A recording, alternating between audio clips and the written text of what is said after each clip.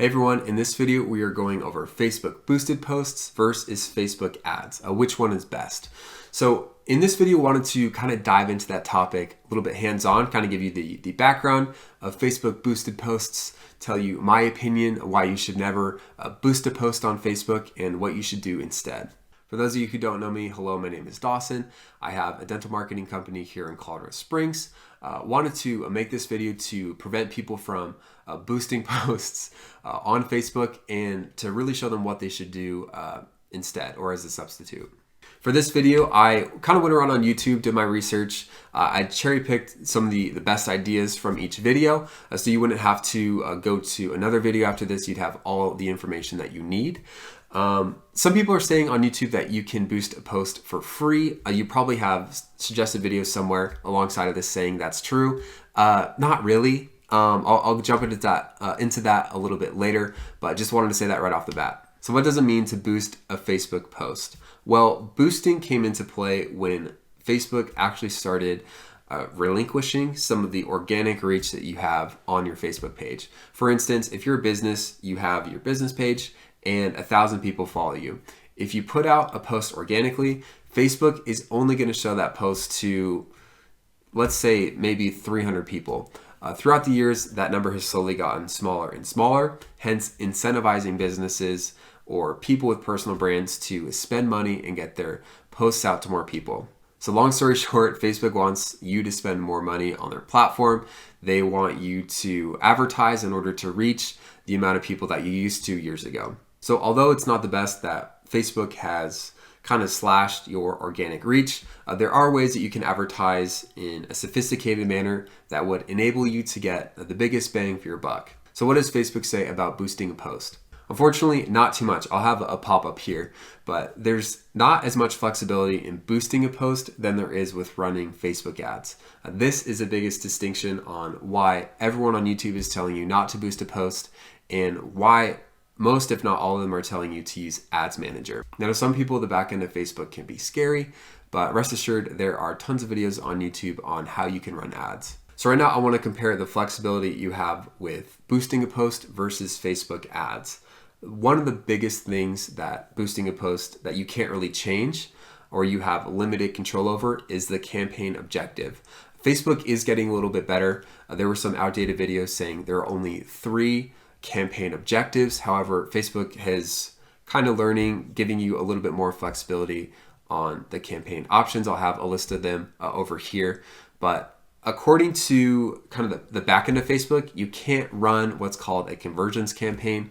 This is what I consider the crux of a successful Facebook campaign, especially when you get a little bit more targeted. I don't want to get too wordy in this video, but not having access to the conversions campaign or other campaigns in the boosted post layout is by far the biggest reason why you shouldn't use it. And it's for that reason I'm out. Aside from your campaign, you're also limited with your targeting and your placement.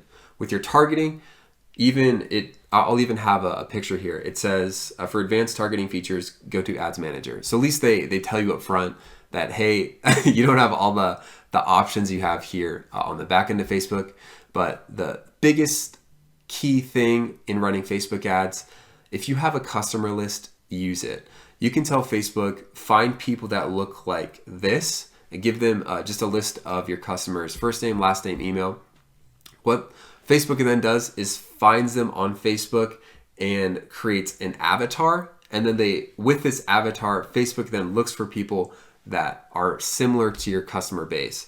This is extremely powerful, especially when you're remarketing or you are even just reaching out to them for the first time. Because they share similar traits, age, demographic, location, interests to your existing customer base, they're a lot more likely to purchase from you and is one of the main reasons people advertise on Facebook in the first place. So when you're boosting a post, you do not have access to that feature. You have to go on the backside of Facebook in Ads Manager in order to access that. Another reason you shouldn't boost a post is for placement. Placement is really important, especially if someone is using an ad blocker. There are extensions that you can get on Chrome that actually block some of the ads from your newsfeed. However, there are places on Facebook where it doesn't entirely block them. One is actually the right-hand column. So if you're advertising to people that maybe are a little bit more mindful or sophisticated about what they're looking at, then showing ads or delivering them in the right-hand column is a good way to reach them. So before I jump into what you should do instead, which is obvious, just running ads on the back end of Facebook, a lot of people on YouTube are saying that you can actually boost a post for free. This isn't necessarily true. What they're really saying is, I'll have a little pop-up here to show you, but right above or right next to your profile picture, you have the option of choosing a different list. You can do public, or you can create a custom list of different people on your page, or even with your personal profile. If you just wanted your post to go to a selected group of people, then you can do so. So all you're telling Facebook to do is send your post out to that list of people that you've given them. Now, Facebook, at least from my understanding, isn't going to send it to everyone. Hence, that's kind of a loophole in their system. I think they'd be a little more wise to catch that. And for that reason, running ads is still irrelevant, and they're still going to cut your organic reach in that sense. Now, I just wanted to mention that because I saw other videos on YouTube talk about that in terms of boosting a post for free. It doesn't really make any sense. I'm sure Facebook will be wise to the fact that you can just make a list and send it out, send your posts out to that list. I don't think it's going to hit everyone on the list, hence boosting or running ads still comes into play, but take from it what you will. Now, you can experiment with how many people Facebook sends that out to, but more likely than not, Facebook isn't going to send it to everyone.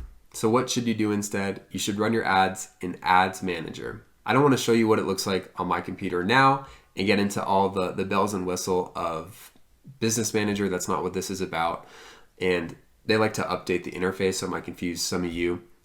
However, there are some key things I want to point out in how to get your ad to go further than it would if you just boosted your post. So the first thing I want to point out is the campaign objective. I'll have a current list here of what this looks like inside of Ads Manager. These campaigns, you can do your research on which one is best for you. If you are doing retargeting, or consider conversions. If you're starting out, maybe run a traffic campaign or experiment with some of those. Having access to these objectives is why you shouldn't boost a post in the first place.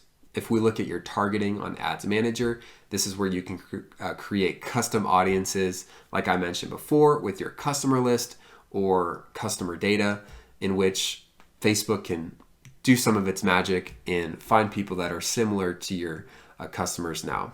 And thirdly, you can play around with placement and make sure your ad looks good in different formats and different aspect ratios, and really make sure the people that are seeing your ad get the best experience from it. So a lot of these screenshots are hard to place on the screen. However, it's just important to know that placement is imperative, especially if you're trying to reach people that are using ad blockers. Thank you so much for watching the video. Feel free to comment any questions that you have. Feel free to give it a like if you enjoyed it, or consider subscribing if you want to see more videos like this. Until next time, I'll see you later.